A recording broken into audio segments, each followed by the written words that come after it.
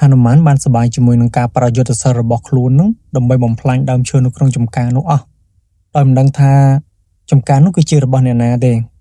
ហើយម្ចាស់ចំការនោះគឺជាប្រពន្ធរបស់ព្រះសិវៈគឺព្រះម៉ែឧមាវតីព្រះម៉ែពេលបានលឺហនុមានស្រែកអួតក្អេងក្អាងពីយុទ្ធសិលរបស់ខ្លួនថាយើងខ្លាំងណាស់ហើយបានបំផ្លាញចំការរបស់ខ្លួននោះព្រះម៉ែក៏គាត់ខឹងជាខ្លាំងហើយក៏បានជេរទៅហនុមានថាមកអាស្វាចង្រៃអួតក្អេងក្អាងណាស់ហែងមករញ៉េរញ៉ៃបំផ្លាញចំការអញខ្ទេចខ្ទីអស់អញដាក់បណ្ដាសាឯងឲ្យយុទ្ធសិលឯងបាត់បង់អស់ពាក់កណ្ដាលមកអាស្វាចង្រៃ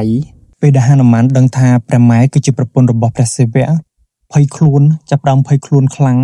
ហើយក៏បញ្ញាប់សុំទោសព្រះម៉ែថាខ្ញុំល្ងងណាស់ខ្ញុំមិនដឹងទេថានេះជាចំការរបស់ព្រះម៉ែសូមព្រះម៉ែកុំប្រកាន់ប្រសិនបើខ្ញុំដឹងថានេះជាចំការរបស់ព្រះម៉ែក៏ខ្ញុំមិនហ៊ានដែរបញ្ចូលចុះបញ្ចូលឡើងព្រះម៉ែក៏ជប់ខឹងហើយព្រះម៉ែនឹងគាត់បាននិយាយថាពាក្យសម្ដីដែលយើងនិយាយចេញទៅហើយគឺមិនអាចដកវិញបានទេពាក្យបណ្ដាសាដែលយើងបានដាក់ឲ្យឯងអំបញ្ញមិញនេះក៏យើងមិនអាចដកវិញបានដែរក៏ប៉ុន្តែយើងអាចឲ្យពរឯងបានណែអាស្វាចូលស្ដាប់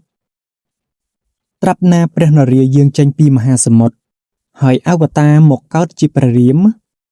ដើម្បីកម្ចាត់យក្សពេលនោះហើយព្រះរាមបានយកដៃអង្អែលក្បាលរបស់ឯងតាំងពីក្បាលរហូតមកដល់កន្ទុយនោះកម្លាំងរបស់ឯងនឹងត្រឡប់មកដូចដើមវិញហនុមានបានឮដូច្នេះនោះក៏អរគុណព្រះម៉ែតែពេលហ្នឹងហនុមានអរគុណទាំងការសោកស្ដាយព្រោះបាត់យុទ្ធសាស្ត្ររបស់ខ្លួននោះអស់ពាក់កណ្ដាលបាត់ហើយហនុមាននោះក៏បានហោះចេញពីកន្លែងព្រះម៉ែហ្នឹងចូលទៅក្នុងលអាងមួយនៅក្នុងព្រៃហមពៀនដល់ថ្ងៃមួយហ្នឹងព្រះពីរនឹងកូនក៏បានមកលេងជាមួយនឹងកូននៅក្នុងលអាងហើយបាននាំកូនទៅជួបជាមួយនឹងព្រះសិវៈព្រោះកាលនោះព្រះសិវៈបានប្រគល់អាវុធ3យ៉ាងឲ្យទៅព្រះពាយដើម្បីឲ្យបង្កើតទៅបានជាហនុមានដល់តែពេលហនុមានបានប្រសូតចេញមកហើយក៏មានរូបរាងកាយធំមានកម្លាំងមាំមួនហើយក៏បាននាំហនុមានហ្នឹងដែលកើតចេញពីអាវុធហ្នឹងទៅជួបជាមួយនឹងព្រះសិវៈនៅពេលដែលទៅដល់ព្រះសិវៈបានឃើញហនុមាននោះព្រះសិវៈមានការពេញចិត្តជាខ្លាំងចំពោះហនុមានឃើញថាហនុមានគឺជាមនុស្សអង្អាចមានរូបរាងកាយមាំមួនព្រះសិវៈក៏មានគំនិតគិតឃើញថាមនុស្សនេះអាចធ្វើជាដៃគូចម្បាំងជាមួយនឹងព្រះរាមបានក៏បង្ហាត់បង្រៀនយុទ្ធសិលបន្ថែមទៀតបង្រៀនពីមុនការបង្រៀនពីរបៀបនៃការរស់នៅឲ្យមានជីវិតអមតៈបង្រៀនគ្រប់សពគ្រប់ក្បាច់គ្រប់បែបគ្រប់យ៉ាងអស់ព្រះសិវៈនឹងក៏បានឲ្យពរហនុមានបន្ថែមទៀតថាសូមឲ្យហនុមានមានជីវិតអមតៈគ្មានអ្វីអាចសម្លាប់ហនុមានបានទេប្រសិនបើមាននរណាម្នាក់អាចសម្លាប់ហនុមានបាន